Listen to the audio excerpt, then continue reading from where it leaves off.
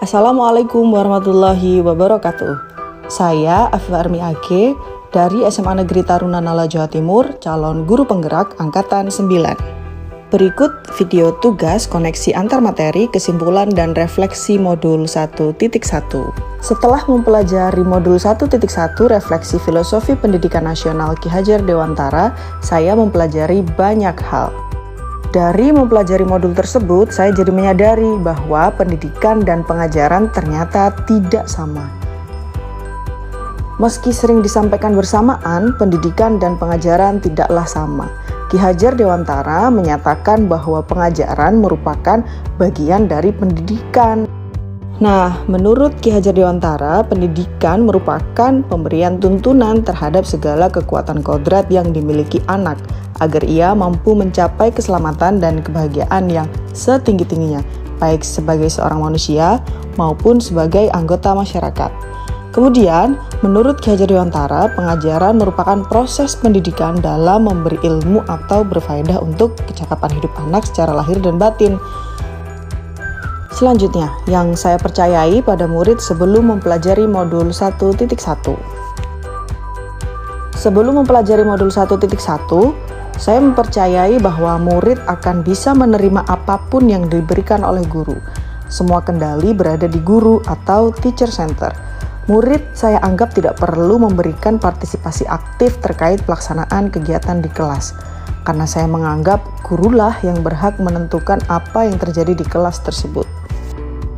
Kemudian, murid berkegiatan pembelajaran lebih sering di kelas dan kurang mengeksplorasi tempat belajar lain yang ada di sekolah. Lalu tujuan pembelajaran lebih mementingkan aspek kognitif. Jadi saya merasa bahwa ketika anak-anak aspek kognitifnya sudah terpenuhi, saya merasa bahwa tujuan pembelajaran berarti telah tercapai. Kemudian pembelajaran dan pembimbingan kurang variatif, sehingga anak-anak merasa monoton. Nah, yang berubah dari saya setelah mempelajari modul 1.1 adalah saya jadi memahami bahwa murid sebetulnya merupakan subjek belajar yang berperan aktif dalam pembelajaran agar dapat mengonstruksi pengalaman-pengalaman belajarnya dalam bentuk perubahan atau perkembangan baik dalam domain kognitif, afektif maupun psikomotorik. Selanjutnya, murid bukanlah kertas kosong atau tabula rasa.